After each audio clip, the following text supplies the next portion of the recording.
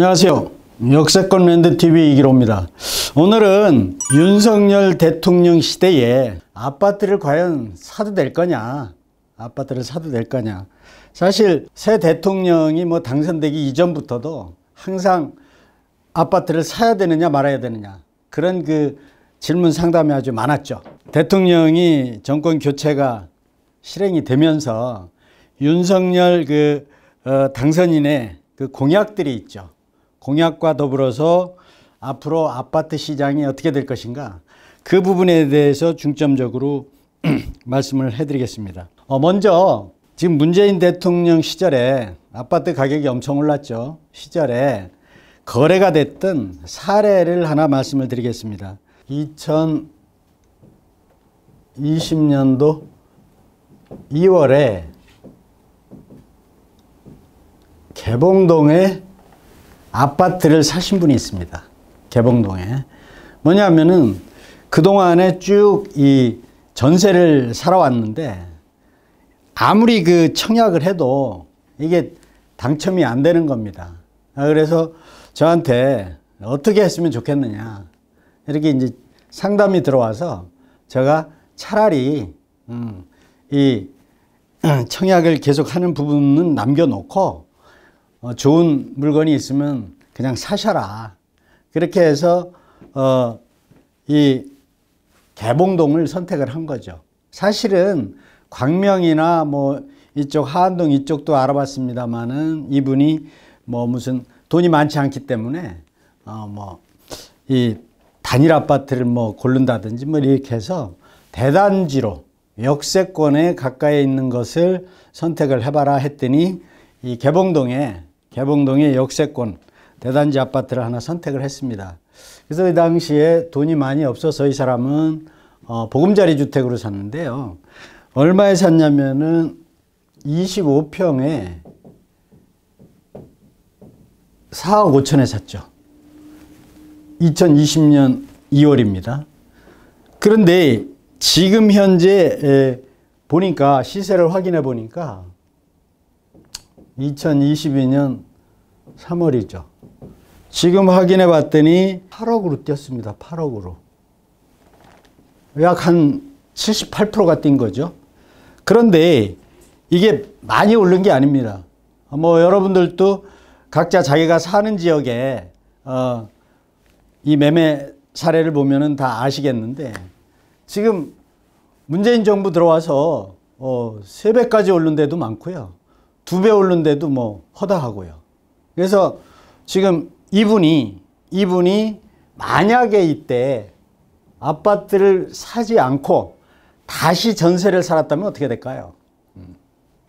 이분은 아마 평생 주택을 만들지 못했을 수도 있는 거죠. 그래서 요즘 아주 굉장히 얼굴이 아주 펴져 있는데 바로 이런 겁니다. 그 당시에 이분은 이것도 이제 보금자리론을 받아가지고 샀기 때문에 실제로 자기 돈은 1억 조금 더 있었죠. 그렇기 때문에 대부분 사람들이 돈이 없어서 못 산다, 또 지금 다 올라갔는데 어디에 가서 사느냐. 그런데 이 주거지는 근본적으로 한 채는 무조건 있어야 됩니다. 주거지 한 채는 무조건 있어야 되는데 어디에 가서 어떤 주택을, 어떤 아파트를 사야 되는지를 잘 모르시죠. 또 실제로 보금자리론을 받으면 물론 저금리라고 하더라도 매월 이자를 내야 되기 때문에 쉽게 결정을 못하는 경우가 많죠. 그런데 전세를 살게 되면요, 일정 기간이 되면 또 올려줘야 됩니다. 요즘 어떻게 됩니까? 임대차 보호법이 있습니다만은 주인이 기간이 되면은 자기가 들어온다고 나옵니다. 이거는 법하고 관계없는 거거든요. 물론 나중에 들어왔는지 들어오지 않았는지 그건 나중 일이죠.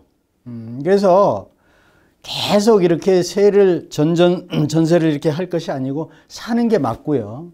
그것은 부동산 시장 흐름하고 관계없는 겁니다. 무주택자들한테는. 그래서 이런 걸 한번 보면서 이 어떤 무주택자들은 무조건 사야 된다, 이런 거를 이제 말씀을 해드리고요. 물론 이게 쉬운 결정은 아닙니다만 반드시 전문가와 이제 상담을 해야 되는 거죠. 요건이 다 틀리니까 사람마다. 그래서 그렇게 해주시기를 바라고. 그러면 윤석열 그 대통령께서는 어떠한 방법으로 부동산 시장을 좀 안정화시킬 수 있겠는가? 경쟁한 분도 있습니다만은 250만 가구 공약이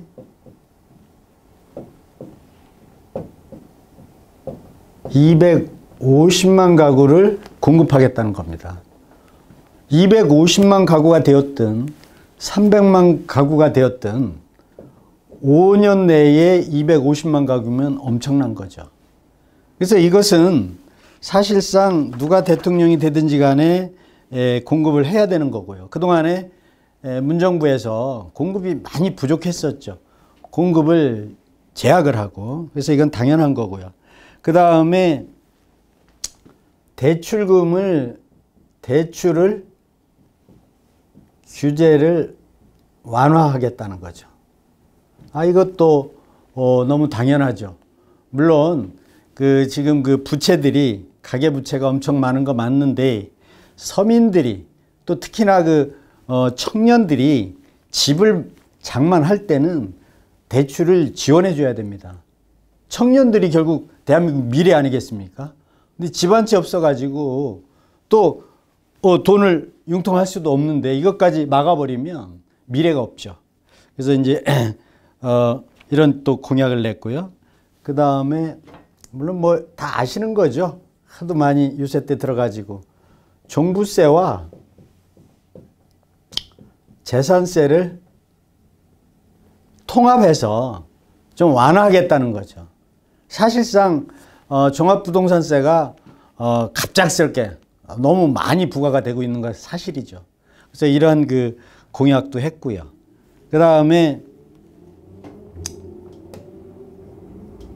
양도세를 중과를 완화하겠다. 이것도 너무 당연한. 왜 그러냐면은 이 주택 가격이 많이 오른다는 거는 시중에 물건이 안 나온다는 거거든요.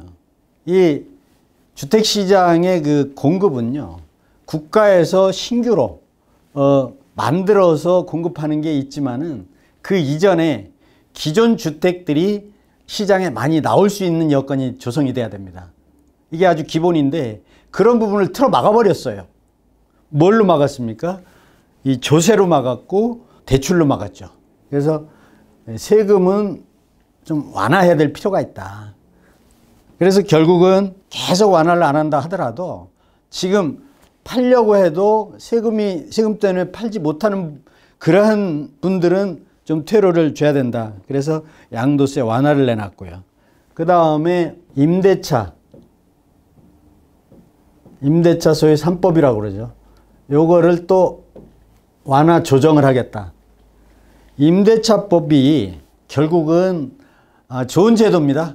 임대차 3법이 좋은 제도인데 중요한 거는 임대료를 임대인들이 올리고 싶은데 임대차법 때문에 못 올리는 경우가 결국은 시장을 왜곡시키는 거죠.